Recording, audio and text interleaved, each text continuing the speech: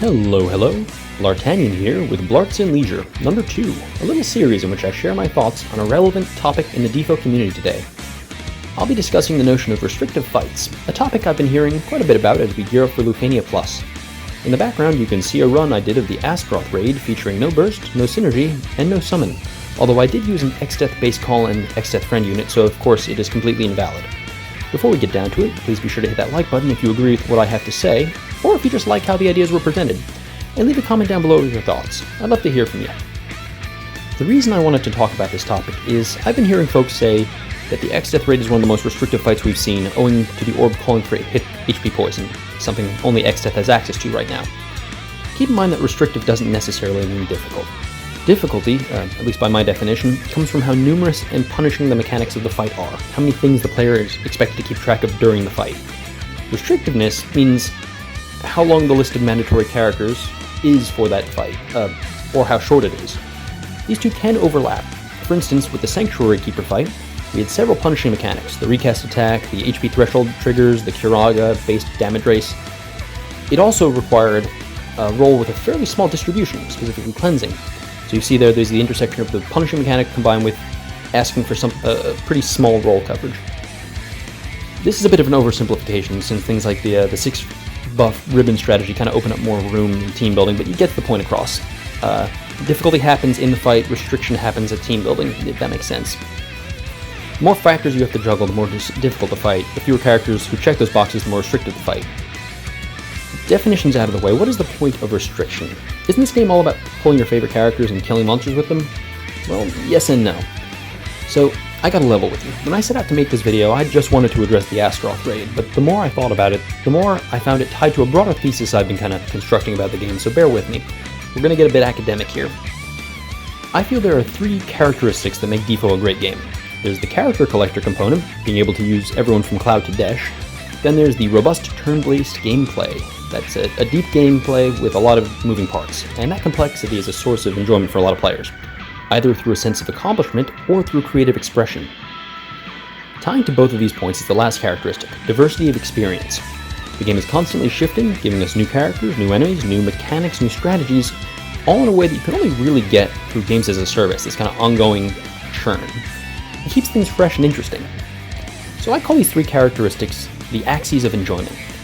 I already know calling them that is a mistake, because Black Cloud already has enough trouble remembering angles of enjoyment, which is a different concept I've discussed, specific to gameplay, as opposed to the broader state of the game, which is how I kind of view these axes.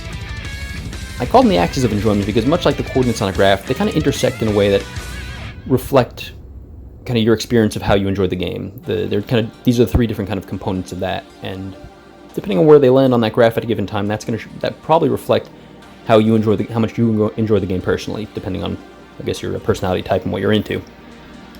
So now that I've spoiled the topic of my master's thesis, what does this have to do with fight restrictions? Well, restrictions are a lever the devs can use to affect all 3 of those axes I was talking about, for better or for worse. You're probably thinking, Bl'Art, you sonorous siren, how can this be for the better? Don't restrictive fights suck eggs? As much as I appreciate the compliment, tightening up what a fight needs can help all 3 of those axes in a different way. So, I'm actually going to go out of order and thread the easiest needle first. Asking for specific answers in fights can help deepen the gameplay experience. That's kind of bullet number 2 there.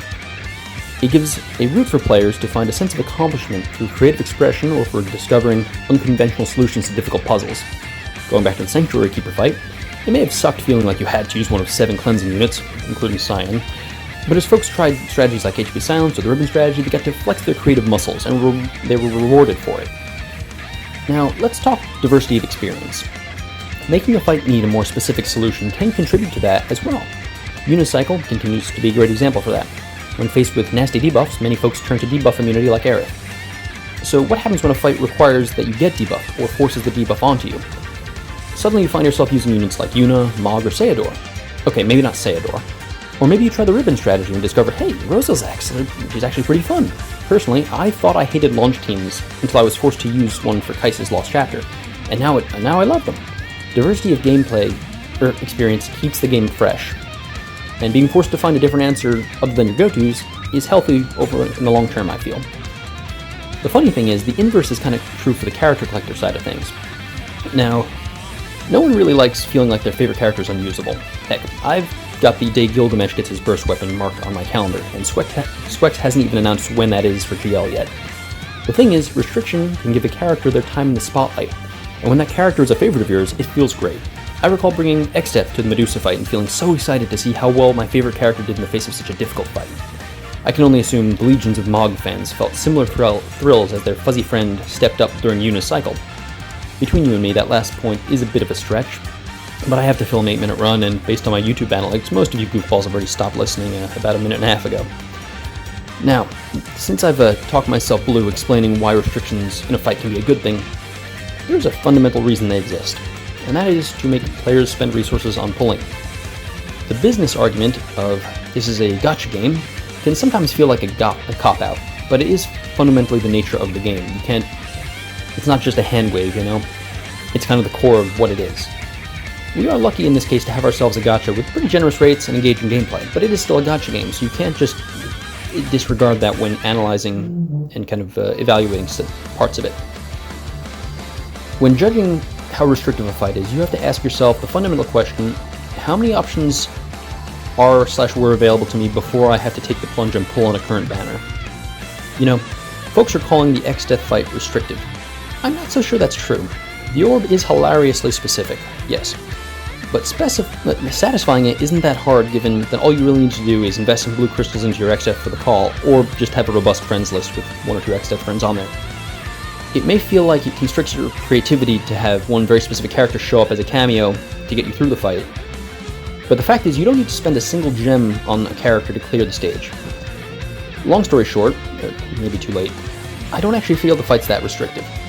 We have a wide swath of characters we can bring, and there are a lot of ways around the non-orb mechanics of this fight. Case in point here. You know. So, we're actually going to see, sorry, I lost my train of thought for a second. As I was saying, you know, there are a number of ways around the non-orb fight mechanics, and most importantly, we don't need to spend a single gem to actually get through the fight necessarily, so long as our roster is modestly up to date. We're going to be seeing some truly restrictive fights in the near future. Divine Pandemonium and the debut of Sid Reigns spring to mind as fights where you may feel pressured to pull to clear the fight. It may happen. Divine Pandemonium has a heavy bias toward the turn deletion, and there are only 3 characters who can do that, one of whom, Ultimisia, is not going to be able to carry you through the fight because she only does it 3 times in a quick burst. That being said, as with everything else in the game, this comes down to that diversity of experience I talked about earlier. That's not going to be the state of the game forever, and we will be back to smashing things before you know it. Keep that perspective in mind, and don't forget what you enjoy about the game. I'm Bl'Artagnan, and thank you for coming to my TED Talk. I'll see you the next time. Adios.